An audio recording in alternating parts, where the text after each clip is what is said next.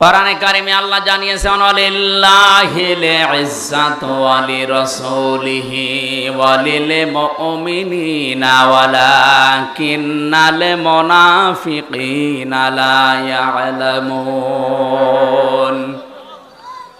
এই পৃথিবীতে সম্মান আর মর্যাদা এটা আমি আল্লাহর জন্য, আমার রাসূলের জন্য, আর তোমাদের ভেতরে যারা ঈমান আনার পরে মুমিন হয়েছে তাদের জন্য। কিন্তু মুনাফিক যারা, এটা তারা জানে না। ওরা মনে করে সম্মান আর মর্যাদা জোর জবরদস্তি দখলের ভেতরে। এই জন্য 15.5 বছরে বহু চেষ্টা চালিয়েছিল সম্মান পেতে, সম্মান তো পায়নি, মানুষ কুকুরের মতো ঘৃণা করে। কয়েকদিন আগে আমি মৌলভীবাজার থেকে আসছিলাম, মাহফিল পাবো না এজন্য বলছে হুজুর হেলিকপ্টারে চলেন। ওরা আসার সময় ব্রাহ্মণবাড়িয়া যখন পার হচ্ছিলাম, এই তাল গাছ নারিকেল গাছের উপর দিয়ে একেবারে নিচ দিয়ে যাচ্ছিলাম। নিচের মানুষগুলো যা হাঁটা চলা করছে দেখা যাচ্ছে। পাইলট সাহেবকে বললাম, ভাই এই যে হুক আছে, হেলিকপ্টারের যে হুক আছে কি টান দিলে খুলে পড়ে যাবো? এখানে হাত দেওয়া যাবে না, হাত দিলে কিন্তু পড়ে যাবে। মনে মনে ভাবলাম, আল্লাহ 5 তারিখে যে 2 বোন একসাথে চলে গেল হেলিকপ্টারে, একটু খুলে যেতে পারল না। যদি একটু খুলে যেত আর আমাদের বাংলাদেশের এরিয়ার ভেতরে যদি পড়ে যেত, তাহলে খেলা দেখতাম। শহীদ প্রেসিডেন্ট জিয়াউর রহমান, ওনার স্ত্রী একজন বিধবা বেগম খালেদা জিয়া, তার একটা ছেলে মারা গেছে, একটা ছেলে আছে বাইরে, সে প্রায় কতদিন জেলখানায় আবদ্ধ। এরকম কঠিন পরিস্থিতিতে তার স্বামীর বাড়ি থেকে তাকে যেদিন উৎখাত করে, যেভাবে কাঁদছিল, এই কাদা দেখে সারা পৃথিবীর মানুষ যারা বাংলা ভাষা বোঝে, চোখের পানি তারাও কেঁদেছে। যে একজন মানুষ শুধু আনন্দ করেছে যে না ঠিকই আছে। কে কথা বলে না কেন? আমার মনে মনে হচ্ছিল যদি ওই দিন সত্যি হেলিকপ্টারের একটু হুকটা খুলে আল্লাহ যদি ফেলে দিত, তো অনেকে হাতের যে কিছু আছে এটা মিটাত, যে যেমনি দিয়ে পারে একটু ভত্তা করে দিত, তখন বুঝতো ঠেলা কারে বলে। একটা বিধবা মেয়ে লোককে আপনি বাড়ি ছাড়া করলেন, এর গজব মনে হয় আল্লাহ লাগিয়েছে যে আপনাকে দেশ ছাড়া করে দিয়েছে। মাত্র এই 4 মাসের ভেতরে 2 জন স্বৈরাচার দুনিয়া থেকে, তার দেশ থেকে বিদায় নিল চরম অপমানিত হয়ে। কিছুদিন আগে বিদায় নিয়েছিল উনি, আর গতকালকে বিদায় নিয়েছে আর একজন ওনার ভাইরা ভাই। সবই স্বৈর শাসক। এই জন্য স্বৈরাচার যারা, তারা যেন শিক্ষা নেয় যে জোর করে সম্মান পাওয়া যায় না। কথা বলেন না কেন? বহু চেষ্টা চালায়নি, ইউনিয়ন থেকে শুরু করে সংসদ পর্যন্ত প্রত্যেক জায়গায় শিকড় গেড়ে দিয়েছিল নিজেদের লোক নিয়ে, না তাও হয়নি। আল্লাহ পাক বলেন, ফাতিল কাবুয়ুতুহুম খাবিয়াতাম বিমা যালামু। হে নবী, আপনি এই ঘরগুলো একটু দেখেন, এই সেই ঘরগুলো, এই সেই ঘরগুলো খাবিয়াতান, আমি জনশূন্য করে দিয়েছি, পরিত্যক্ত বানিয়ে দিয়েছি, উজাড় গৃহ বানিয়ে দিয়েছি, বিমা যালামু, তাদের জুলুমের কারণে। এটা যে কত বাস্তব তার প্রমাণ 2024 সালের 5 আগস্টের বিকাল আসতে আসতে আল্লাহ দেখিয়েছে। আপনি শুধু বাংলাদেশের দিকে তাকান, 630টা থানা আছে এই দেশে। কত? 630টা থানা। আর যেখানে যেখানে জালেমদের বাড়ি ঘর ছিল, আপনি দেখেছেন খাবিয়াতাম বিমা যালামু, এদের জুলুমের কারণে আল্লাহ পুরা বাড়িকে পরিত্যক্ত করে দিয়েছেন। কুষ্টিয়ায় আমার হানিফের বাড়ি, আপনি এখন যে দেখবেন আর বাড়ি নেই, পায়খানার প্যান পর্যন্ত মানুষ খুলে নিয়ে চলে গেছে। ওটা এখন জাতীয় টয়লেট হয়ে গেছে। কথা বলছেন এখন? 5 দিন আগের পেপারে দেখলাম, ওই যে ঢাকার যে বাড়িটা এত অহংকার করতো, যেটা নিয়ে যেখানে অনেকে আবেগে গিয়ে চুমা খেত, ওই বাড়িটা এখন দলবদ্ধ হয়ে মানুষ টয়লেট করছে। 4-5 জনের ছবি দেওয়া দেখলাম পেপারে, এদিকে একজন, ওদিকে একজন, ওদিকে একজন, ওদিকে একজন, ম্যাশিং লাগিয়ে শুরু করেছে। মনে হচ্ছে জামাত বদ্ধ প্রসাব চলছে। এর কারণ আছে, কারণ নেই কেন একবারে 4-5 জন যাচ্ছে? এবার আসেন কারণ আমি দেখাচ্ছি। কাবা ঘর তাওয়াফ করছিলাম, 6ষ্ঠ চক্কর শেষ করে 7ম চক্কর দিয়ে উপরে গেলাম। হঠাৎ দেখি পেটের ভেতরে ব্যথা, যন্ত্রণায় ফেটে যাচ্ছে। এক পুলিশকে ডাকলাম, ইয়া আখি তাআল, এদিকে আসেন। কি? ওনারে বললাম এখানে ফার্মেসি আছে। কেন? এতক্ষণ তো আমার ভালোই লাগছিল, হঠাৎ এখন আমার পেটে ব্যথা করছে, আমি ঔষধ কিনতে যাব। উনি আমারে বলে, ইয়া হাজি উল হুজ্জা তাই না বিলাদুকা। ও হাজি, দেশ কোথায়? জি তুমি বাংলাদেশ। বাংলাদেশ থেকে এসেছি। আমার দিকে তাকিয়ে বলছে ওর ভাষা দিয়ে যে, হাজি আপনি জানেন না এটা কোন জায়গা? না তো, আবু জাহেলের বাড়ি। আপনি এখনো পায়খানা না করে দাঁড়িয়ে আছেন, তাড়াতাড়ি করেন। পায়খানা করে দেখি আমার পেটের ব্যথা ভালো হয়ে গেছে।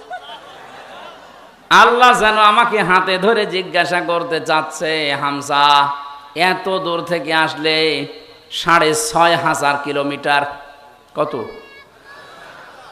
6,500 কিলোমিটার দূর থেকে আসলে এত কষ্ট করে আর ওই শয়তানের বাড়ি পায়খানা না করে চলে যাবা? তাড়াতাড়ি করো। সত্যি এক কাজ করে দেখছি আমার পেটের ব্যথা ভালো। আমার তো মনে হচ্ছে জালেমদের বাড়িঘর আল্লাহ খবিয়াতান বানিয়ে দিয়েছে মানুষের প্রসাব পায়খানার জন্যে। ঠিক পর্যন্ত না, এর পরেরটা শোনেন। ইন্না ফি যালিকা লায়াতাল লিকাউমিন ইয়ালামুন। এখানে আলেম যারা আছে লামে তাকিদ আছে। ইন্না ফি যালিকা লাআয়াতান, আল্লাহ বলেন অবশ্যই এর ভেতরে শিক্ষা আছে। লিকাউমিন ইয়ালামুন, যারা জ্ঞানী মানুষ তাদের জন্য। প্রধান অতিথি, বিশেষ অতিথি, সভাপতি, দেখেন সব জ্ঞানী মানুষ। সামনে যারা আছেন আমি বিশ্বাস করছি আপনাদের জ্ঞান আছে। তে আয়াতের শিক্ষাটা তো জ্ঞানী মানুষ নেবে নাকি? কি এটা? আল্লাহ জাল্লা আয়াতান দিলেন, ইন্না ফি যালিকা, এর ভেতরে শিক্ষা আছে। কি সেই শিক্ষা? 15.5 বছরে এত বড় গভীর শিখর আল্লাহ যদি উপড়ে ফেলতে পারে, এদের বাড়ি ঘর যদি জোড়াজগড়িয়ে বানিয়ে দিতে পারে, জনশূন্য করে দিতে পারে, ভবিষ্যতে যারা চেয়ারে বসবে এরাও যদি জালেম হয় তাদেরকেও আল্লাহ জনশূন্য করে দেবে। এইটা শিক্ষা। আমি জানি এই শিক্ষা অনেকে তো নেবেই না, আরো মনে করবো ওইরকম বলেই থাকে। যেদিন নিজের ঘাড়ে পড়বে সেদিন টের পাবে। আমার মনে হয় এটা নষ্ট না করে খেয়ে ফেলেন, এটা নষ্ট হয়ে যাবে। হ্যাঁ, অপচয় না করে শেষ করে ফেলেন। সিরাজগঞ্জবাসী, তাহলে সম্মান, মর্যাদা, ইজ্জত কোথায় আছে এটা আমাদেরকে আল্লাহ জানিয়েছেন। সূরা মুজাদালা 11 নম্বর আয়াতের মাঝের অংশে আছে, ইয়ারফাইল্লাহুল্লাযীনা আমানু মিনকুম ওয়াল্লাযীনা উতুল ইলমা দারাজাত, ইলা আখিরি আয়াত। না, কণ্ঠটা সমস্যা করছে।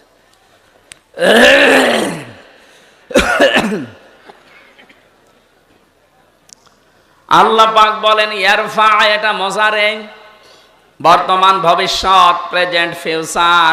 দিন যত যাবে তাদের সম্মান মর্যাদা বাড়তেই থাকবে। কাদের? তোমাদের ভেতরে যারা ঈমান আনবে, দুনিয়াতে যাদেরকে ইলম দেওয়া হবে, এই 2টা গুণ যাদের আসবে তাদের দিনের পর দিন মর্যাদা বাড়বে। প্রশ্ন আসতে পারে, তামাম দুনিয়ায় 850 কোটির উপরে মানুষ, সম্মান মর্যাদা বৃদ্ধি হওয়া দূরের কথা, আমাদের অন্তত হালকা পাতলা যাদের ইমান আছে তারা আরো মায়ের খাচ্ছি। কথা বলেন না কেন? যদিও সুসংবাদ, কালকে সিরিয়া স্বাধীন হয়ে গেছে। আমরা চাচ্ছি আল্লাহ খুব তাড়াতাড়ি ফিলিস্তিনটাও তুমি স্বাধীন করে দাও। মুসলিমদের এই শক্তি যত বৃদ্ধি হবে, প্রতিবেশী নামে কলঙ্ক এই দাদারা তত ভয় পাবে। আশপাশের যতগুলো রাষ্ট্র আপনি তাকান, পাকিস্তান, আফগানিস্তান, নেপাল, ভুটান, চীন, মায়ানমার, প্রত্যেকটা রাষ্ট্রের সাথে ওদের সম্পর্ক একটাও ভালো নেই। প্রতিটি বর্ডারের দিকে একটু খোঁজ নিয়ে দেখেন, পাকিস্তান বর্ডারে ওরা মার খায়, চীনের বর্ডারে মার খায়, আফগানিস্তানের একটা সরু বর্ডার আছে ওখানে গেলেও মার খায়, নেপালের মতো জায়গায় মার খায়, মায়ানমারেও মার খায় মাঝে মাঝে, শুধু মারে আমাদেরকে। এমন প্রতিবেশী পেয়েছি শুধু মার খাই আমরা, ঘৃণা করি তাদেরকে, আমরা থুতু নিক্ষেপ করি তাদের এই আচরণের উপরে। সারা বিশ্বের মডেলদেরকে ওরা এতদিন পর্যন্ত জানিয়েছে বাংলাদেশে সংখ্যালঘু নির্যাতন হয়, অথচ বিশ্ব এখন দেখছে সবচাইতে বেশি সংখ্যালঘু নির্যাতন ভারতে হয়। ওখানে ওরা খ্রিস্টান মেয়েদেরকে উলঙ্গ করে নাচি হাঁটিয়েছে রাস্তায়। ও বিশ্বের খ্রিস্টান যারা আছে 250 কোটির উপরে, কি করছেন আপনারা? ওটাকে আপনার মেয়ে না, আপনার বউ না, আপনার বোন না, আপনার মেয়েকে বোনকে যারা উলঙ্গ করে রাস্তায় হাঁটাতে পারে, এ মুশরিকদেরকে আপনারা কিছু বলেন না কেন? আপনাকে বিবেক কি মরে গেছে? আমরা নাই পারি না তাই কিছু করি না, আপনারা তো অন্তত পারার জায়গায় আছেন। মসজিদ গুলো যখন ভেঙে ভেঙে ভুয়া ধোয়া তুলে, কি বললাম, ভুয়া ধোয়া তুলে মসজিদ গুলো ওরা ভেঙ্গে ভেঙ্গে মন্দির বানাচ্ছে। আজমির শরীফের নিচে নাকি ওদের মন্দির ছিল 1000 বছর আগে। আমরা যদি এখন তোলে যে ঢাকার স্বামীবাগের ইসকন মন্দির 500 বছর আগে এখানে মসজিদ ছিল, কেমন লাগবে আপনার? বলেন। ওদেশে আপনারা সংখ্যা গুরু, এজন্য সংখ্যালঘু মুসলমানদের উপর অত্যাচার করেন। আমাদের ইসলামে যদি সত্যি ওই রকম কিছু থাকতো, এদেশে 4 ভাগ মাত্র হিন্দু আছে, একটারও এখানে থাকতে দিতেন না। আপনারা ধোয়া তুলবেন, এই জন্য আগস্টের 5 তারিখের পর থেকে দেশের জনগণ নিজেদের দায়িত্ব নিয়ে মন্দির পর্যন্ত পাহারা দিয়েছে। বাংলাদেশ জামাত ইসলামীর শ্রদ্ধাভাজন আমির ডাক্তার শফিকুর রহমান, উনি ওই দিনই ঘোষণা দিয়েছে বাংলাদেশে মসজিদ যেমন পাহারা দেওয়া লাগে না, মন্দিরও পাহারা দেওয়া লাগবে না। এই জন্যে কেউ যেন বিশৃঙ্খলা তৈরি করে বিশ্বের মান দরবারে আমাদেরকে কলঙ্কিত করতে না পারে যে আমরা সংখ্যালঘু নির্যাতন করি। বলেন, পাহারা দেন। আপনারা কোন জায়গায় আঘাত করতে পারেন ওটা কোরআনে কারীম আমাদেরকে আগেই জানিয়ে দিয়েছেন। ওয়ালা তাসুবুল্লাযীনা ইয়াদউনা মিন দুনিল্লাহ। রব্বুল আলামিন বলেন কোরআনে কারীমে আছে এটা, হে নবী উম্মতদেরকে জানান আমি আল্লাহ বাদে ওরা যাদেরকে ডাকে ওদের দেবতাদেরকে গালি দিবা না, তাহলে ওরা না জেনে শেষ পর্যন্ত আমি আল্লাহকেও গালি দিয়ে ফেলবে। বাংলাদেশে মেজরিটি মাইনরিটি বলতে কিচ্ছু নেই, এটা হয়তো ভারতে থাকতে পারে, আমাদের দেশে এটা। কথা বলেন না কেন? আরো জোরে বলেন। আরে ভাই, রেকর্ড হচ্ছে এটা। কালকে যদি পত্রিকায় যায়, আন্তর্জাতিক মিডিয়াতে আসে, সারা দুনিয়া এটা ছড়ানো লাগবে। ওরা মিথ্যাকে যদি বারবার ছড়িয়ে সত্য বলে চালিয়ে দিতে পারে, আমরা সত্যকে বারবার ছড়িয়ে কেন সত্য প্রমাণ করতে পারবো না? ওদের সাংবাদিক দেখেছেন কি, ময়ূর রঞ্জন না কি নাম জানো, আমার মনে হয় শয়তান, তো আমি দেখিনি, ওর তিড়িং বিড়িং নাচ দেখলে আমার মনে হয় শয়তান যদি দেখতাম তো এরকম হইতো। টাটকা নির্ভেজাল শয়তান, খালি বানানো কথা ছাড়া ওর মুখে কোনো কথা নেই। হকা এখন শুনছে নাকি চট্টগ্রাম ওরা দখলে নেবে। আরে ভাই, আপনারা কি যৌতুক নেবেন নাকি? আর যৌতুক দেব কি করে? মেয়ে তো আমরা দেইনি, মেয়ে তো পালিয়ে গেছে। পালানো মেয়ের কোনোদিন যৌতুক দেওয়া লাগে? বিয়েই তো এখনো আমরা গার্জিয়ান যারাও বিয়েই মানি না, যৌতুক কিসের? আর যৌতুক নেওয়া দেওয়া হারাম। মুসলমানরা এ হারাম কাজ করবে না, আর হারাম কাজ কেউ করতে আসলে তারে ছাড়বে না। চোখ তুলে তাকান, 7 সিস্টার থাকবে না। দাদারা ভয় পাচ্ছে, এমনি পাগল হয়ে গেছে ওরা। ডক্টর মোহাম্মদ ইউনূস শুধু একটু হাঁ করেছিল, যদি বাংলাদেশ শান্তিতে না থাকে 7 সিস্টার শান্ত থাকবে না। ওরা পাগল হয়ে গেছেন। কি গো, হ্যাঁ এতদিন বলেছি কি আর এ কি বলছে?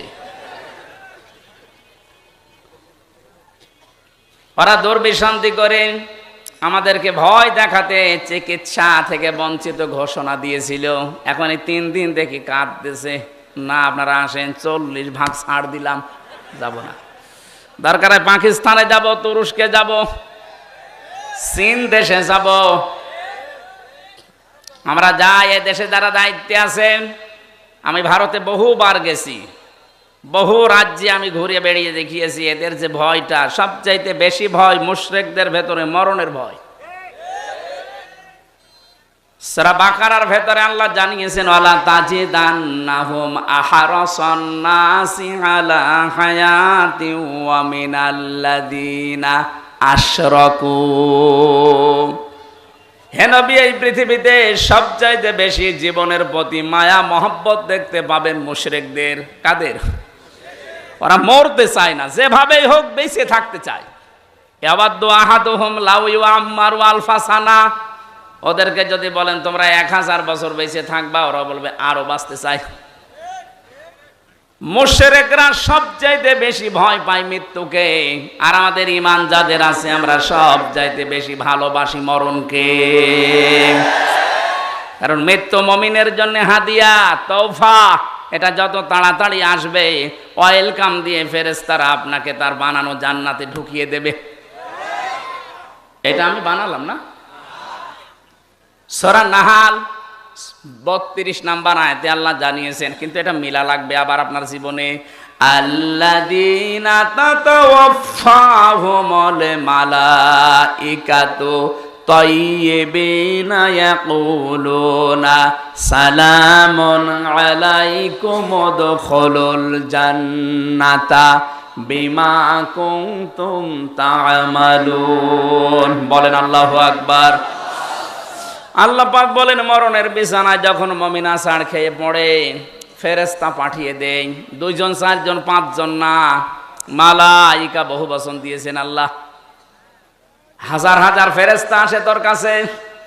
আসার পরে যদি দেখে হ্যাঁ তোর জীবনটা তাজ্জিব পবিত্র ছিল, তাফসিরে মুফাসসির লিখেছেন তাজ্জিবি না মানে এটা পোশাক পবিত্র না, শরীরের পবিত্র না, এটা বিশ্বাসের পবিত্রতা।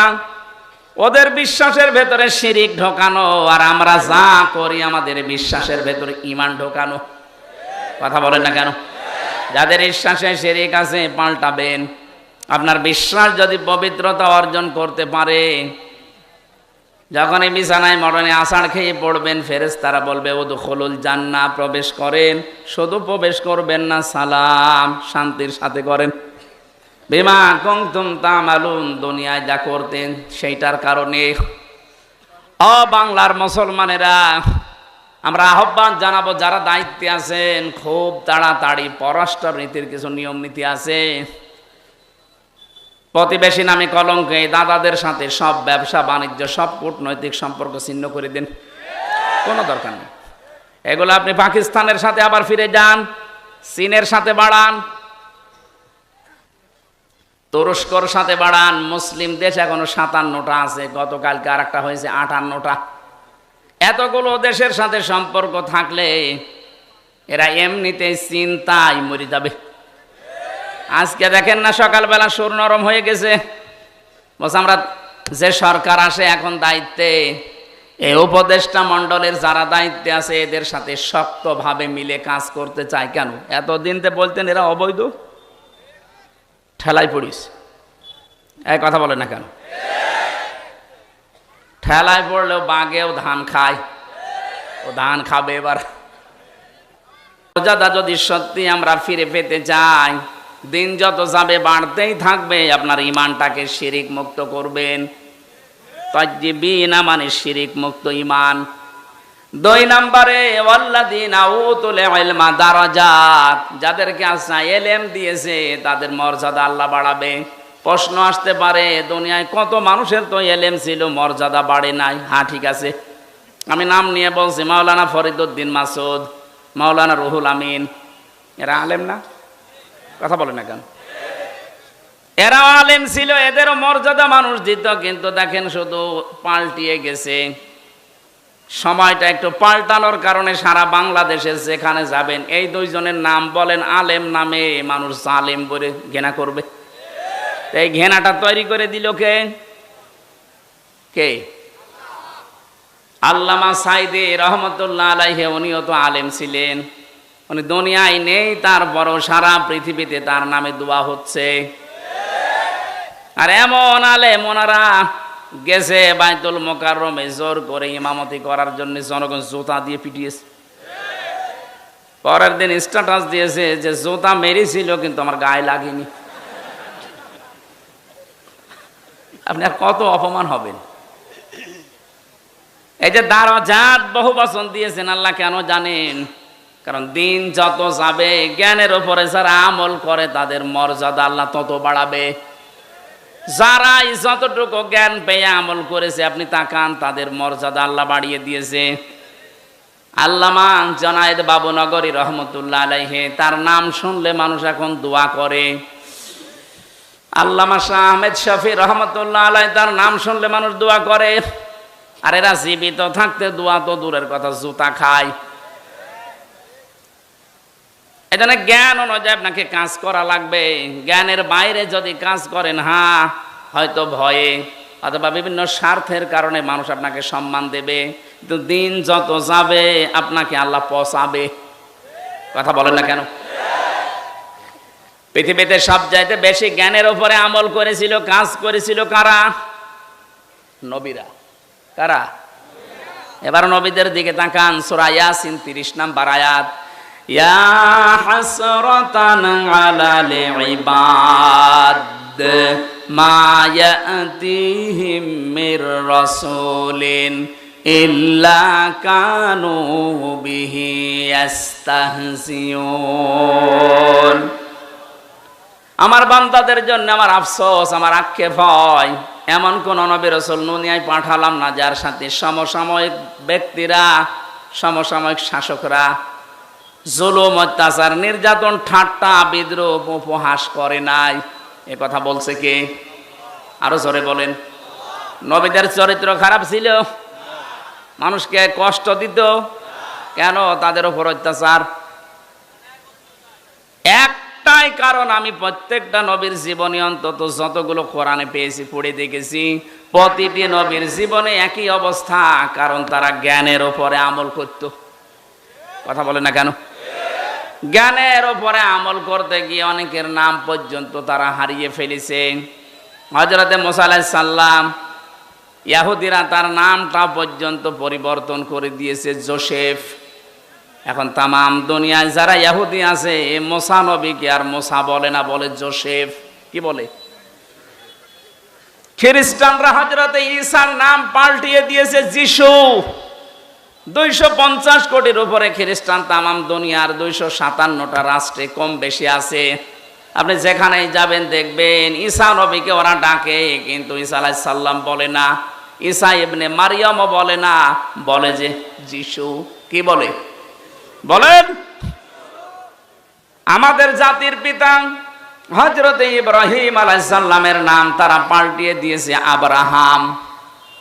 হযরতে দাউদ আলাইহিস সালামের নাম তারা পাল্টিয়ে দিয়েছে ডেভিড।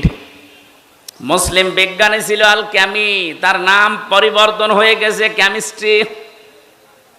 নবীজির প্রিয় সাহাবী একজন হযরতে জাবির রাদিয়াল্লাহু তাআলা আনহু, তার নামও পাল্টিয়ে দিয়েছে আল জাবরা। এদেশে আল্লামা শফির নাম পাল্টিয়ে দিয়েছে তেতুল হুজুর। কথা বলে না কেন? শহীদ আল্লামা দেলাওয়ার হোসেন সাইদির নাম দিয়েছে দেল্লু শিকদার। আমি কি বানিয়ে বললাম? আমার নামও পাল্টিয়ে দিয়েছে পিসকে হুজুর। আমি কি পিসকে? সত্যি কথা বলতে কি, জ্ঞানের উপরে যারাই দুনিয়াতে কাজ করবে, এটা ইহুদি খ্রিস্টান অমুসলিমদের কাজ। ওরা নাম পাল্টায়, ওরা নামের পরিবর্তন করতে পারলে ওদের আনন্দ লাগে। এই জন্যে শহীদ আন্তর্জাতিক জিয়া বিমানবন্দরের নাম পাল্টিয়ে আলাদা করে দিয়েছে। কথা বলেন না কেন? ওয়ালা তালমিজু আনফুসাকুম ওয়ালা তানাবাজু বিল আলকাব বিইসাল ইসমুল ফুসুক বাদাল ঈমান ওয়া মান লাম ইয়াতুব ফাউলাইকা হুমুজ জালিমুন।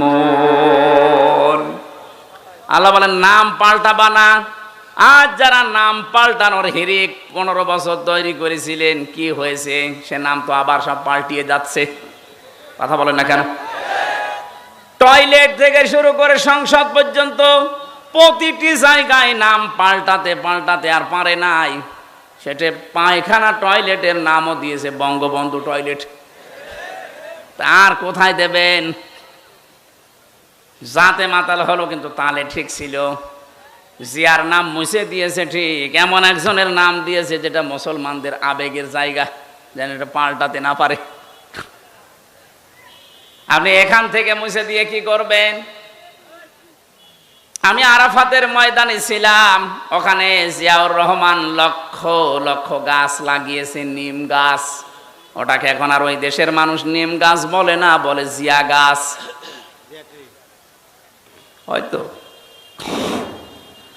ওনার জীবনী থেকে আমি এই কাজটা পেয়েছি। জীবনে যদি আল্লাহ ওনার একটা কাজও পছন্দ না করে, হাজিদের আরাফাতের ময়দানে একটা শান্তির ব্যবস্থা। কি গরম জানেন ওই দেশে? 40, 42, 45, 55 ডিগ্রি সেলসিয়াস চলে। সেখানে একটা নিম গাছের ছায়া পেলে মানুষ মনে হয় আকাশ আমার মাথার উপরে নেমে এসেছে। এই যে লক্ষ লক্ষ হাজী সাহেবেরা আরাফাতের ময়দানে যেহেতু দোয়া কবুল হয়, শহীদ প্রেসিডেন্ট জিয়াউর রহমানের নামে যদি দোয়া করে, আল্লাহ তুমি ওর জীবনের যা হয়েছে হয়েছে মাফ করে দাও, আল্লাহ মাফ করতে পারে না? কথা বলেন না কেন? আমরাও দোয়া করছি, আল্লাহ তুমি তাকে মাফ করে জান্নাত দিয়ে দাও। বলেন আমিন। বাংলার মানুষেরা যে কথাটা বলার জন্য, যে মানুষের নাম পরিবর্তনের হিড়িক, এটা ইহুদি আর খ্রিস্টানদের। বাংলাদেশে এই কালচার চালু করেছিল 15.5 বছরে যারা ছিল তারা। কেন আপনি আল্লামা শফির নাম পাল্টিয়ে দিলেন? তেতুল হুজুর একটা নাম হলো। কথা বলেন না কেন? নাম পাল্টিয়ে পাল্টিয়ে যাদের বিচার করে করে আব্দুল কাদের মোল্লা নাম পাল্টিয়ে দিয়েছেন।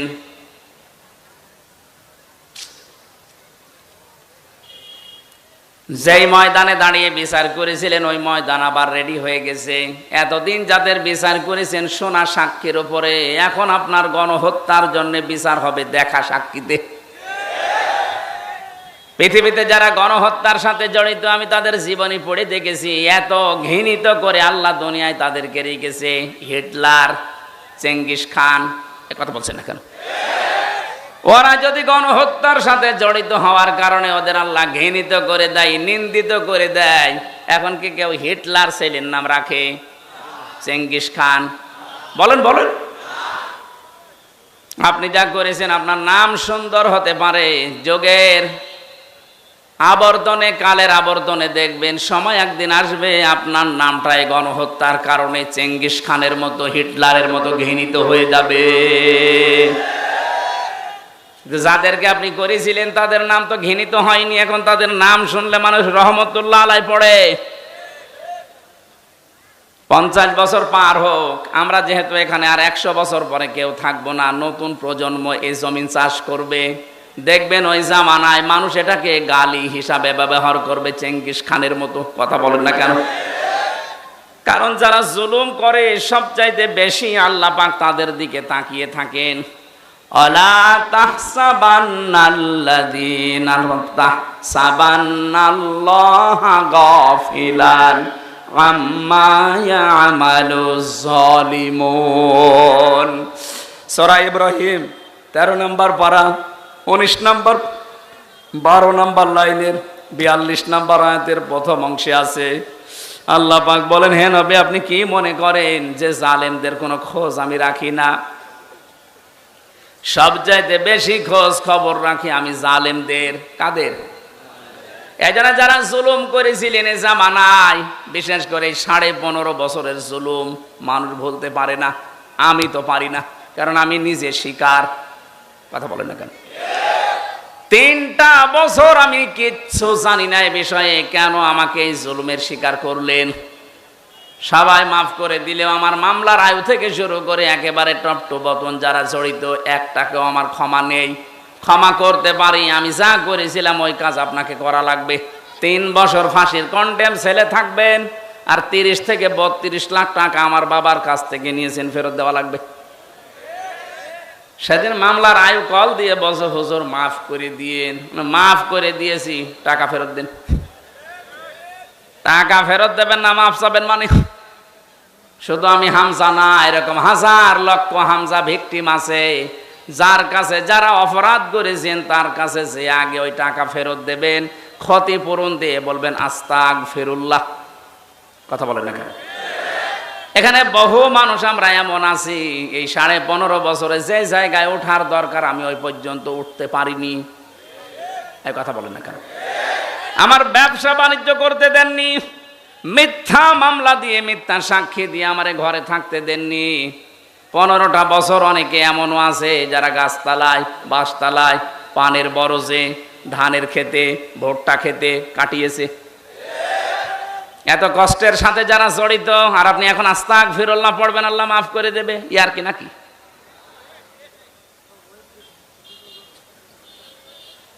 আমি শুধু শিক্ষা নেওয়ার জন্য 2-1টা জায়গায় এগুলো বলেছি যে আমাকে এই কষ্টটা দেওয়া হয়েছিল রিমান্ডে, মাটির নিচে নিয়ে, জেলখানার কন্ডেম ছেলে ফাঁসির।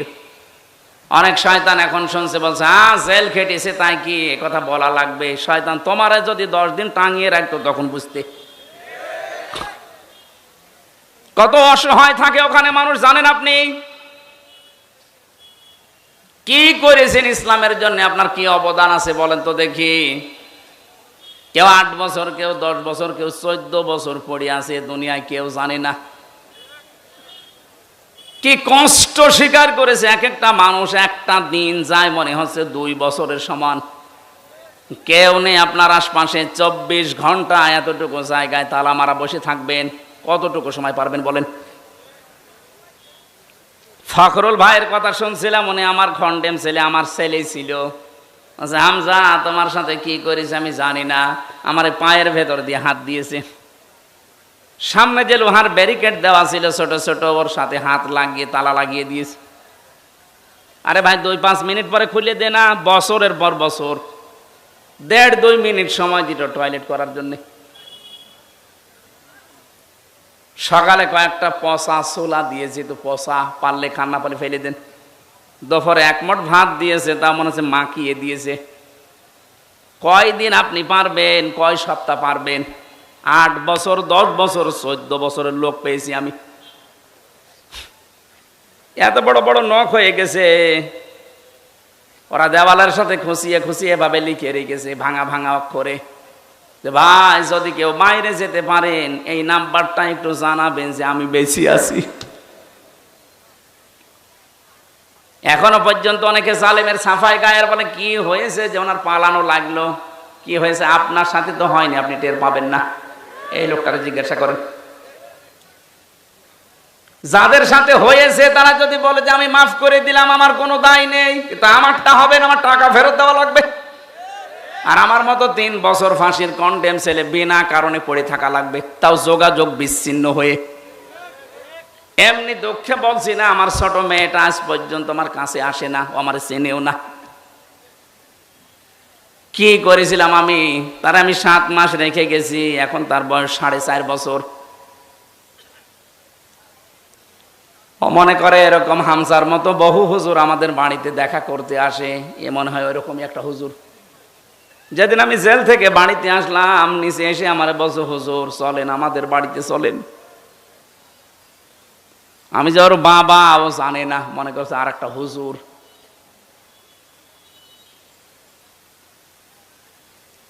ফেসবুকে যারা উল্টা পাল্টা কথা ছড়ান আমার নামে, বাস্তবতা বুঝে ছড়াবেন।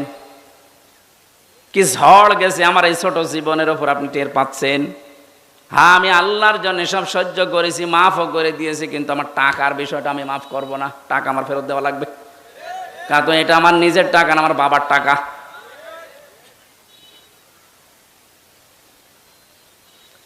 নামের হিড়িক যারা চালিয়েছিলেন এতদিন, কি হচ্ছে আপনাদের নাম এখন? কি হয়েছে ওই জায়গাগুলোর নাম দেখেন। প্রত্যেকটা জায়গা থেকে জনগণ ওই সাইনবোর্ড লাগিয়ে টাঙিয়ে ফেলে দিয়ে জেলার নাম লিখে দিচ্ছে। কুষ্টিয়ায় ওখানে একটা বানিয়েছিল ব্রিজ, নাম দিয়েছিল, এখন জনগণ ওইটা উল্টিয়ে লিখে দিয়েছে কুষ্টিয়া ব্রিজ। কি হলো আপনার এই নাম দিয়ে? এই নামের হিড়িক যেন সামনে আর কেউ পরিবর্তন করার হিড়িক তৈরি না করেন, তাহলে আপনার 5 বছরের পরে নামটা কিন্তু পরিত্যক্ত হয়ে যাবে। কোরআনে কারিমে আল্লাহ জানে খবিয়াতান দিয়েছেন, আমি উজাড় করে দেব, পরিত্যক্ত বানিয়ে দেব। বলেন নাউজুবিল্লাহ। তাহলে আজকে থেকে সম্মান আর মর্যাদা যদি কেউ পেতে চায়, ঈমান আনা লাগবে শিরিক মুক্ত। কথা বুঝতেছেন?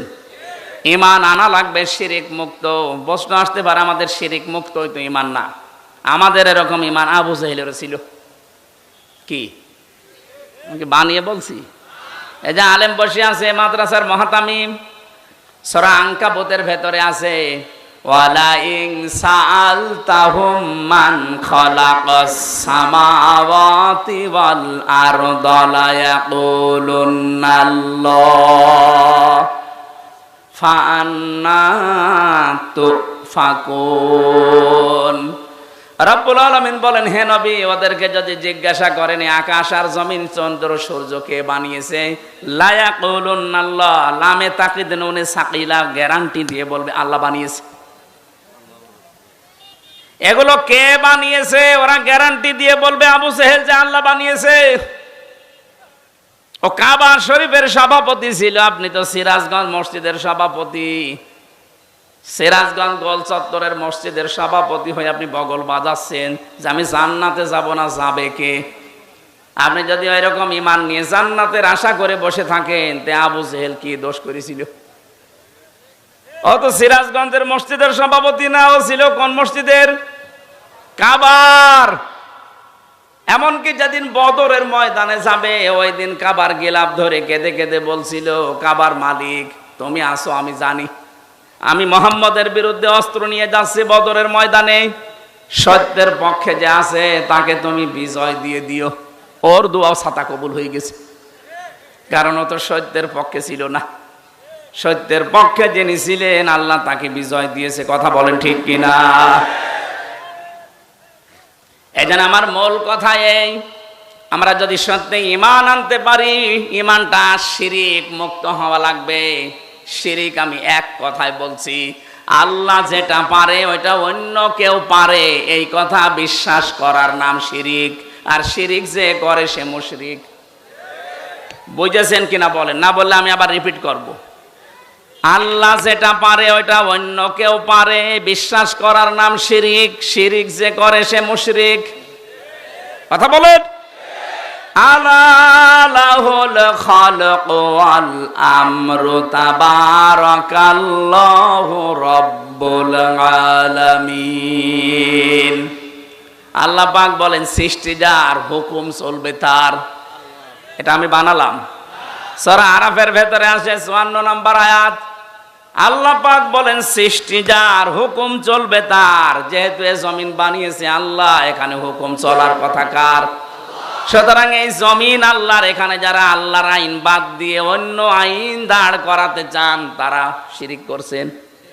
আর শিরিক যে করবে সে, আরো জোরে, এটা বারবার বলছি কেন? কারণ এখন একটা মোক্ষম সমাজ চলছে। আপনারা জানেন সারা বাংলাদেশ থেকে যে এখন সংবিধান সংস্কারের কাজ চলছে, জানেন না? 96% মুসলমানের সবাই যদি আমরা আওয়াজ ধরি, যারা দায়িত্বে আছেন, সংবিধান এখন হবে এই দেশে মুসলমানের দেশে কোরআন। কারণ সংবিধান নামে একটা সূরা কোরআনে আল্লাহ দিয়েছেন ফুরকান। ফুরকান মানে সংবিধান, ফুরকান মানে কি? এখানে 74টা আয়াত আছে, 73টা ধারা আছে। মুসলমানের দেশে যদি এই 73টা ধারা দিয়ে সংবিধান তৈরি করা যায়, এই দিয়ে যদি দেশ চালানো যায়, এই দেশটা হয়ে যাবে মিনি জান্নাত। আর আমরা এটাই চাই। এই কথা বলছেন না কেন? এই জন্য আমরা আহ্বান জানাচ্ছি, সংবিধান যখন সংস্কারের কাজ চলছে, পরিবর্ধনের জন্য আলেমদেরকে আপনারা ডাকছেন, একটু কথাটা মেনে নেন। এতদিন তো 53 বছর দেখলেন বিভিন্ন নিয়ম নীতি, এখন একটু এইটা দেখেন না কেন? এই ধারা লাগবে না, শুধুমাত্র এই 73টা ধারা একটু সংযোজন করে দিন। বাকি ধারা একটাও লাগবে না। আমি গ্যারান্টি দিলাম, 41 সাল টার্গেট দিয়েছিল, ওরা 41 সাল লাগবে না, 41 দিনেই বাংলাদেশ রোল মডেল হয়ে যাবে। কারণ চুরি হবে না, ডাকাতি হবে না, জেনা নেই, ধর্ষণ নেই। এই 73টা ধারার ভেতর আল্লাহ সব লুকিয়ে রেখেছেন, শুধু এগুলো প্রয়োগ করা দরকার। কারণ যিনি বানিয়েছেন তিনি জানে যে ওর দুর্বলতা কোথায়। কথা বলেন না কেন? এই জন্য আল্লাহ ঠিক ওইভাবে করে আইনগুলো সেট করেছেন। একটাও নেই, এই জন্য আমরা নিরাপত্তা পাই না, স্বস্তিতে শান্তিতে নিশ্চিন্তে বাস করতে পারি না। অমান দাখালাহু কানা আমিনা। আল্লাহ পাক বলেন, কাবার যে চত্বরটা আমি এটা কিন্তু নিরাপত্তা দিয়ে ঢেকে রেখেছি। কাবার যে এলাকাটা এটা নিরাপত্তা দিয়েছে কে? কেন?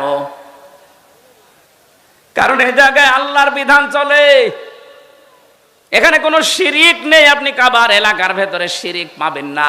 হ্যাঁ, কাবার বাইরে যান, সেখানে চিন্তায় আছে, মারামারি আছে, ঝগড়াঝাটি আছে, কিন্তু কাবার ভেতরে আমি দেখেছি এটা নিরাপদ জায়গা।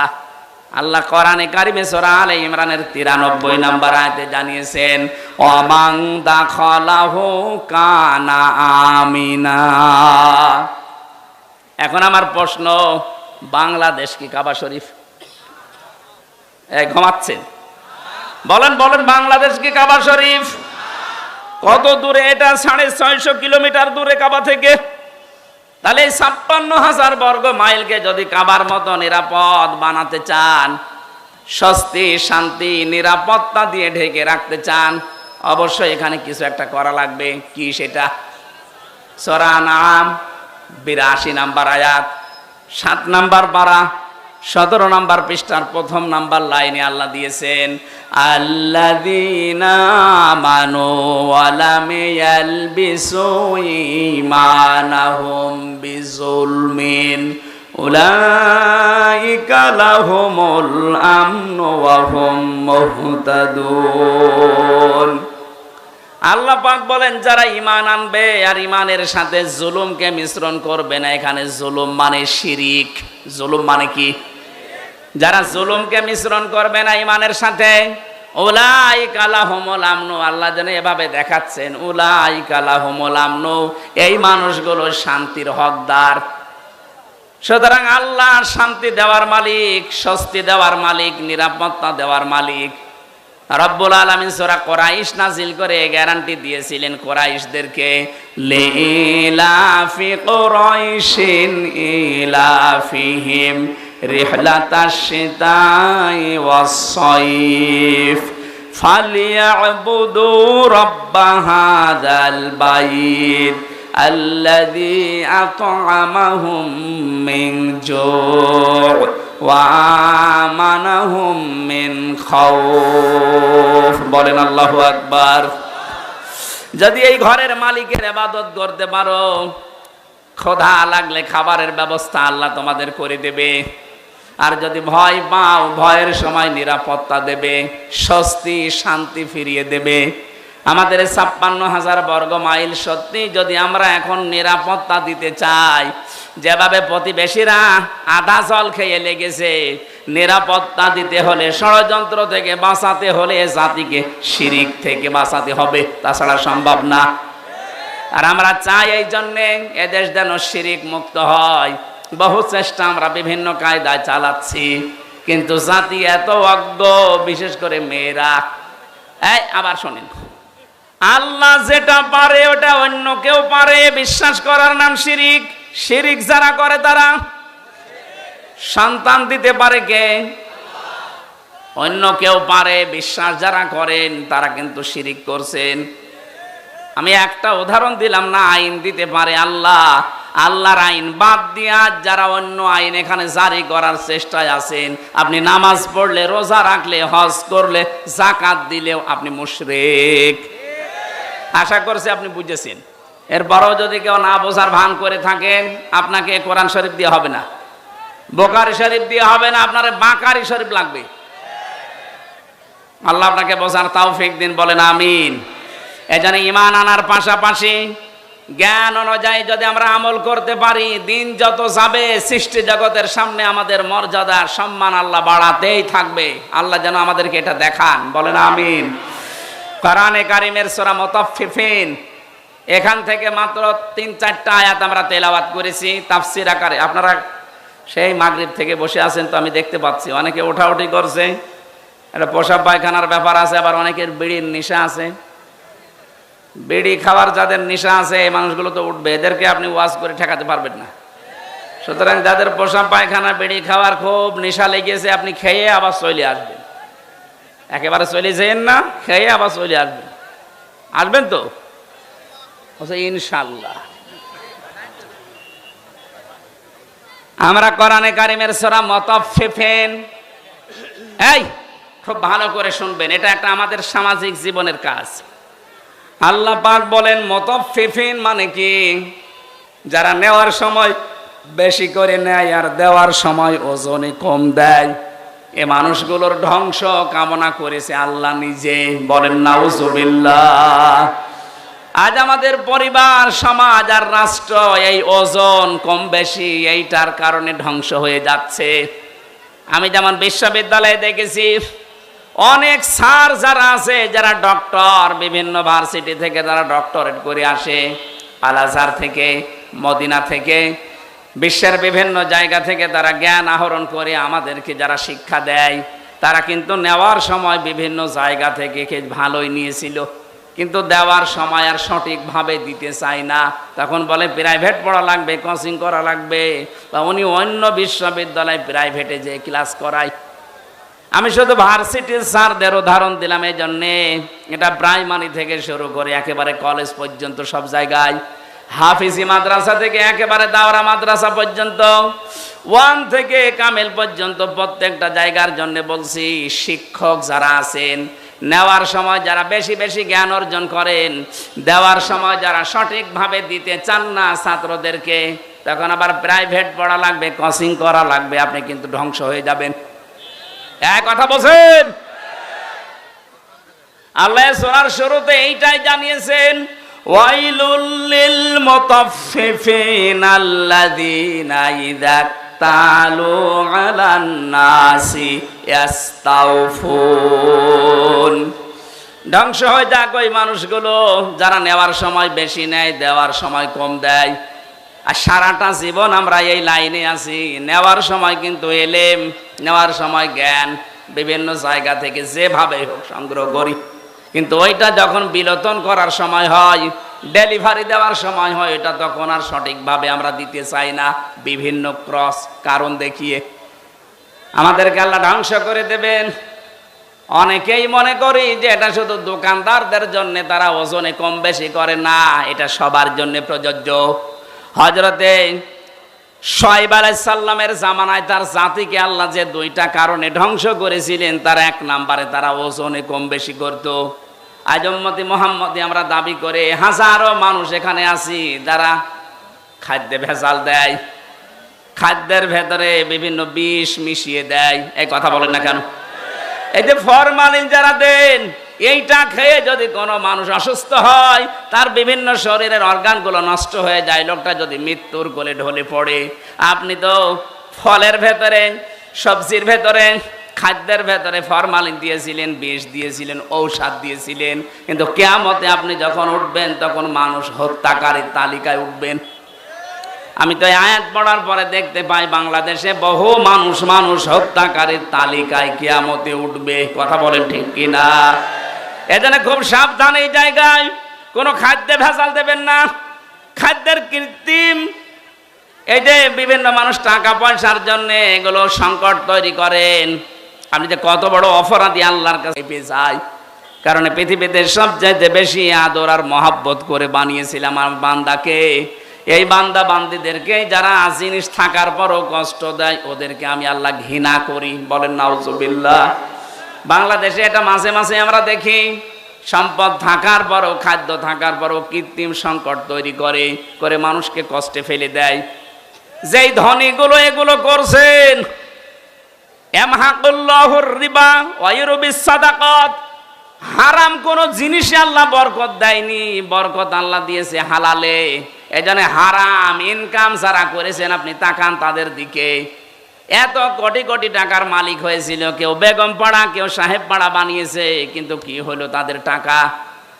8 কোটি 10 কোটি 12 কোটি টাকার গাড়ি ঢাকার রাস্তায় পড়েছিল 5 তারিখের পরে। কেউ যে মালিক আছে এ প্রমাণ দেওয়ার জন্য কেউ যায়নি।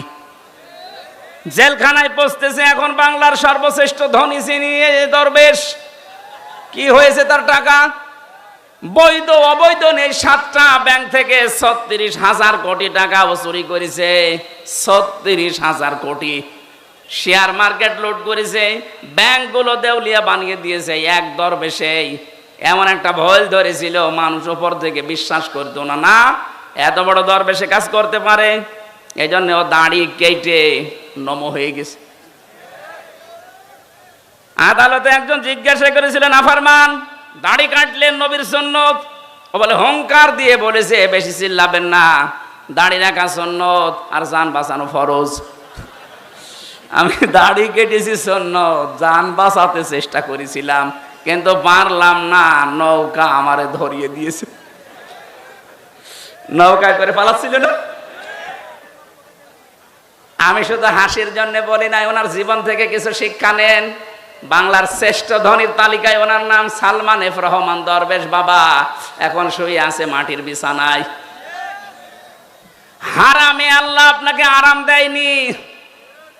সত্যি কথা বলতে আল্লাহ এই বিষয়টাকে গুরুর বলে দিয়েছেন। আমি হুজুরকে বলছি, আমাল হায়াতুদ দুনিয়া ইল্লা মাতাউল গুরুর।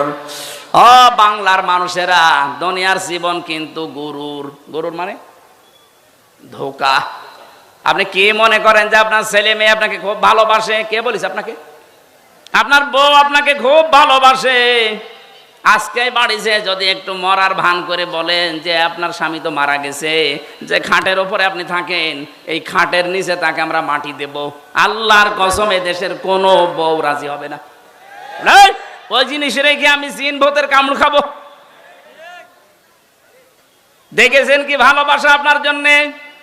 আপনার সন্তান, আপনার মা বাবাও ধোঁকা, আপনার মা বাবাও আপনার জন্য ধোঁকা।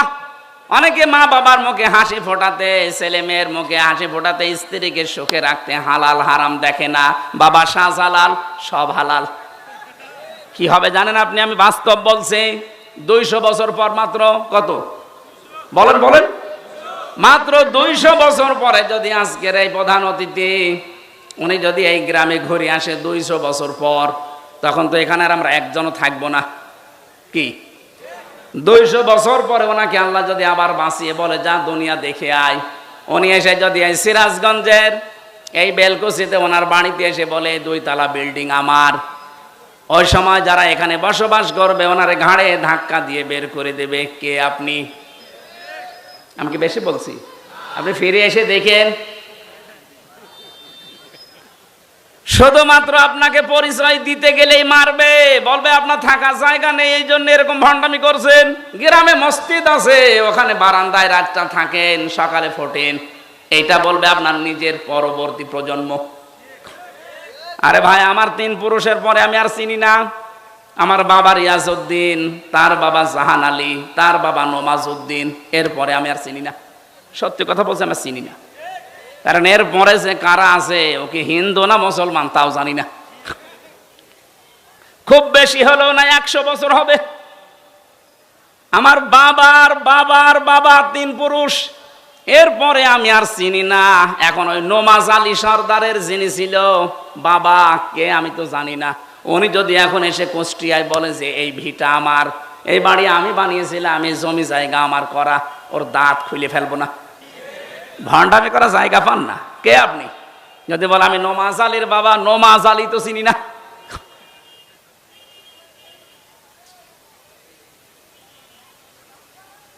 দুনিয়ার জীবনটা সত্যিই কিন্তু ধোঁকা।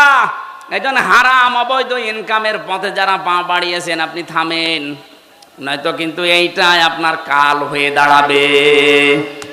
আরে ভাই, মানুষের জীবন তো সফল ওই লোকটা ফামাঙে সহসিহানিন্নার ওয়া উদখিলাল জান্নাতা ফাকাদ ফাজ।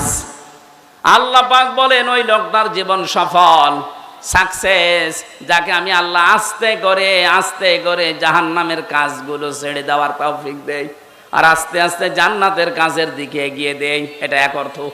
2 নাম্বার অর্থ হচ্ছে যাকে কিয়ামতে আমি আল্লাহ জাহান্নামের আগুন থেকে মুক্ত করে জান্নাতি বলে ঘোষণা দিয়ে দেব, এই লোকটার জীবন সফল। কোরআনে কারিমে আল্লাহ ইসকাও নামের রাহিকিম মাখতুম খিতামুহু মিস্ক ওয়া ফি যালিকা ফালিয়াতানা ফাসিল মুতানাফিসুন। জোরে বলেন আমিন। রব্বুল আলামিন জানিয়েছেন ইসকাও নামের রাহিকিম মাখতুম। রাহিক শব্দের শাব্দিক অর্থ হচ্ছে শরাব, মদ। আল্লাহ পাক এমন মদ তোমাদেরকে পান করাবেন, এমন শরাব, এই মদের বর্ণনা আল্লাহ দিয়েছেন খিতামুহু মিসকন, মিস্ক আম্বর দিয়ে যার মুখটা আটকানো থাকবে। আজ পর্যন্ত ওই মদের বোতল কেউ খোলে নাই। মদের বোতল এমনিতেই গন্ধ হয়ে যায় যদি আটকিয়ে রাখেন কোনো জিনিস, এটা পৃথিবীর নিয়ম। পৃথিবীর কোনো জিনিস যদি কেউ এক জায়গায় রেখে দেয়, যত দামি জিনিস হোক, ওটা নষ্ট হয়ে যাবে। আপনি পানি এক জায়গায় রেখে দেন, দেখেন গন্ধ হবে, পোকামাকড় তৈরি হবে, দুর্গন্ধ বের হবে। কথা বলছে না কেন? পছন্দ ধরে যাবে। লোহা লক্কড় এক জায়গায় রেখে দেন, দেখেন জং ধরবে, মরিচা পড়বে, আস্তে আস্তে নষ্ট হয়ে যাবে। পৃথিবীর নিয়মই এইটা, কোনো জিনিস এক জায়গায় রাখলে ঠিক থাকে না, আর মুখ আটকালে তো ওটা আগেই নষ্ট হয়ে যায়। আল্লাহ পাক বলেন একটা মেয়াদ আছে, এরপরে ওটা ঠিক থাকে না। সে বোতল জাত বলেন আর যাই বলেন, আল্লাহ বলেন আমি এমন মাখতুম দিয়েছি খিতামুহু মিস্ক, এটা আমি মেশকে আম্বর দিয়ে মুখটা আটকিয়ে দিয়েছি। অফি যালিকা ফালিয়াতানাফাসিল মুতানাফিসুন।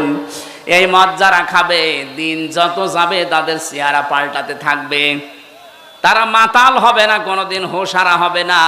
সুতরাং এই জান্নাত পাওয়ার জন্য যারা প্রতিযোগী আছে তাদের প্রতিযোগিতা করা উচিত। কে বলছেন? সুতরাং আমাদের এই দশর দুনিয়ায়, এই নশ্বর পৃথিবীতে আমরা যদি বুদ্ধিমান হয়ে থাকি, আমাদের ওই বানানো আল্লাহর যে বাগান জান্নাত, যেটাতে মদ আল্লাহ রেখে দিয়েছেন মুখ ঢেকে, ওইটা পাওয়ার জন্য প্রতিযোগিতা করা দরকার। মিজাজুহু ওয়া মিজাজুহু মিন তাসনিম। আল্লাহ পাক বলেন আমি তাসনিম রেখেছি। আমি আজকে তাসনিমের ব্যাখ্যাটা পেয়েছিলাম। তাসনিম মানে আমরা মনে করি, এটার ব্যাখ্যায়, তাসনিমের ব্যাখ্যায় আছে সবচাইতে উত্তম এবং সুন্দর পানি। বিশ্বের ভেতরে এখন একজনের নাম আপনারা শোনেন, এই যে নীতা আম্বানি, ভারতে বাড়ি। এই মেয়েটা যে পানি খায়, এই পানির নাম অ্যাকোয়া ডি ক্রিস্টোলা। এক এক বোতল 750 গ্রামের বোতলের দাম বাংলাদেশের টাকায় 51 লাখ টাকা। এক বোতল পানি মাত্র 750 গ্রাম, 51 লাখ টাকা দিয়ে এক বোতল পানি খায়। এরকম যদি 10 বোতল পানি রাত দিন মিলে লাগে, হিসাব করেন তো কত টাকা আসে। 5 গ্রাম স্বর্ণের পোড়ানো, স্বর্ণ পোড়ানো যেটা আছে পানি, ওই যে ছাই আছে স্বর্ণ পোড়ানো, ওইটা ওর ভেতরে দেওয়াটা স্বাস্থ্যের জন্য নাকি ভালো। আল্লাহ পাক বলেন জান্নাতের যে মিজাজুহু তাসনিম, এটা যদি মানুষের ভেতরে যায়, দিন যত যাবে তার চেহারা তত গ্লেজ দেবে। এজন্য নীতা আম্বানির বয়স অনেক, 60 বছরের উপরে, কিন্তু মনে হচ্ছে 30 বছর বয়স। আমার মনে হয় মিডিয়া যারা আছে, নেতা আম্বানির নাম শুনে ওই রসপিকার মতো আবার আমার কোন তাল লাগায় আল্লাহ জানে, এরা খালি প্যাচ লাগানোর ধান্দায় আছে। আমি তো একটা উদাহরণ দিলাম তাসনিম দিয়ে।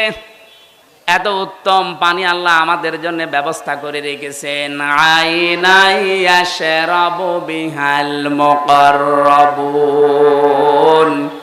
যারা আল্লাহর সান্নিধ্য প্রাপ্ত বান্দা হবে তাদেরকে আল্লাহ এই আইনুন মানে ঝর্ণা এখান থেকে পান করাবে। জোরে বলেন আমিন। আমাদের ওই যোগ্যতা আছে কিনা আপনি নিজেই বুঝতে পারছেন, আপনি ওই জায়গায় যেতে পারবেন কিনা।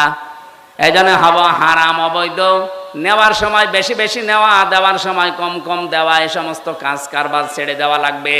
খাদ্যে ভেজাল দেওয়া, ওজনে কম বেশি করা, মানুষকে ঠকানো, এগুলো সব মনে করবেন আমার নিজের জন্য ঠকছি আমি। একজনকে ঠকানো মানে আমি আগে নিজে ঠকলাম, কারণ কিয়ামতে এই ঠকা জিনিস আগে তাকে দেওয়া লাগবে। দুনিয়ায় কাউকে যদি কেউ ঠকান, আগে দুনিয়ার ময়দানে না, কিয়ামতে যখন আল্লাহ বিচার করবে ওইটা আগে তাকে ফেরত দেওয়া লাগবে। কি দিয়ে দেবেন? দুনিয়ায় যে কয়টা ভালো কাজ করেছিলেন নেকির কাজ দিয়ে দেওয়া লাগবে। এজন্য সবচাইতে বড় আহাম্মক ওই লোকটা, যে লোকটা মানুষের ক্ষতি করে আনন্দ পায়, অথচ এইটার দ্বারা তার নিজের ক্ষতি হয়। আল্লাহ তুমি আমাদেরকে সহজভাবে যা বোঝার তৌফিক দেন, বলেন আমিন। আপনার দ্বারা যদি কারো উপকার নাও হয়, দুনিয়ায় যেন কারো ক্ষতি করবেন না, কারণ ক্ষতি করা মানে নিজের পায়ে কোড়াল মারা। হযরতে হাসান বসরি রাহমাতুল্লাহ আলাইহি, উনি একজনের কাছে ফলের ঝুড়ি সাজিয়ে সাজিয়ে পাঠিয়ে দিলেন। লোকটা ফলের ঝুড়ি জিজ্ঞাসা করছে কে পাঠিয়েছে? বলে হাসান বসরি। ও জিজ্ঞাসা করে কেন? আমি তো তার নামে বদনাম করলাম আর সে আমার জন্য ফলের ঝুড়ি পাঠিয়েছে। ডাক দিয়ে বলে আল্লাহর বান্দা, সে খুব ভালো করে জানে আপনি যে বদনাম করলেন ওই দোষ সে করে নাই। যে দোষ লোকটা করে নাই, ওই দোষের বদনাম যদি তার নামে কেউ দেয়, অমাইয়া কিসবে খতিয়াতান আও ইসমাং সুম্মা রমি বিহি বারিয়াং ফাকাদ হিতামালা বুহতানা ওয়া ইসমাম মুবিনা। সূরা নিসা 112 নম্বর আয়াতে আল্লাহ জানিয়েছেন, পৃথিবীতে এমন অনেক আহাম্মক মার্কা মানুষ আছে, নিজে অন্যায় করে, নিজে দোষ করে, অপরাধ করে, আর এটা একটা নির্দোষ ভালো মানুষের মাথার উপরে চাপিয়ে নিজে ভালো সাজে। এ যেন প্রকাশ্য পাপের বোঝা বহন করে নিয়ে বেড়াচ্ছে। এটা যদি সত্যি আল্লাহ আজকে আমাদেরকে দেখাতো, এদেশে বহু মানুষ রাস্তায় বের হতে পারতো না। হযরত আদম আলাইহিস সালামের সন্তানদেরকে আল্লাহ যে শরীয়ত দিয়েছিলেন, ওইটা যদি এখন থাকতো, বহু আল্লাহর ওলি মার্কা মানুষ ধরা খেয়ে যেত। ওই জামানার শরীয়ত ছেলেকেও যদি কোরবানি দিত, তাহলে চাটিয়াল ময়দানে রেখে আসা লাগতো। যার টাকা হালাল, আকাশ থেকে আগুনের ঝলক এসে ওটা পুড়িয়ে ফেলতো। আমার মনে হয় ওই শরীয়ত যদি এখন থাকতো, কত হাসির কোরবানি যে চাটিয়াল ময়দানে পড়ে থাকতো, মানুষ বুঝতো যে সুদের টাকা, ঘুষের টাকা। কথা বলেন না কেন? নাকি এলাকায় সুদ বন্ধ হয়ে গেছে? এই যে যারা টাকা ছেড়ে রাখেন, মাসে মাসে টাকা আসে, 1000 দিলে 100 টাকা করে বেশি দেয়, এটা এলাকায় নেই? এটা মায়ের সাথে জেনা করার গুনাহ হচ্ছে। কে হুজুর বলেন আপনাদের? কেন ওনার কথা মানা যায় না? কিয়ামতে যেদিন ধরা খাবেন, বলবেন আল্লাহ আমাদের কাছে কেউ আসেনি, ওই লোকটা দাঁড়াবে তখন, ও ডাক দিয়ে বলবে সুদ ওরা খেয়েছে, আমি নিষেধ করার পরও ওরা শোনে নাই। এই জন্য যারা এ কাজ করছেন, যেহেতু এতদিন না জেনে হয়তো খেয়েছেন, এখন থেকে ছেড়ে দেওয়া লাগবে। মায়ের সাথে জেনা করার এই গুনাহ আজকে থেকে আর করা যাবে না, বন্ধ হওয়া লাগবে। যারা টাকা ছেড়ে রেখেছেন, টাকা আসে, এই ব্যবসা কারা কারা বন্ধ করবেন? হাত তোলেন। ও এলাকায় আছে, হালকা পাতলা আছে, বেশি না, ঠিক আছে, আপনারা চালান।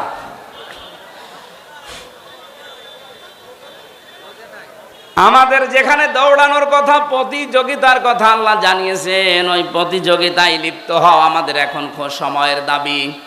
যাই আছে জমিন ঠিক থাকবে এভাবে, আপনি আর আমি 100 বছর পরে আর কেউ থাকবো না।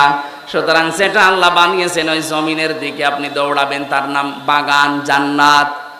রব্বুল আলামিন বলেন ওই জান্নাতের দিকে দৌড়াও, ওয়াসারিউ ইলা মাগফিরাতিম মির রাব্বিকুম ওয়া জান্নাতিন আরদুহাস সামাওয়াতু ওয়াল আরদ উইদ্দাত লিল মুত্তাকিন। আল্লাহ আমাদেরকে আয়াতগুলো প্র্যাকটিক্যাল লাইফে মেনে চলার তৌফিক দিন, বলেন আমিন।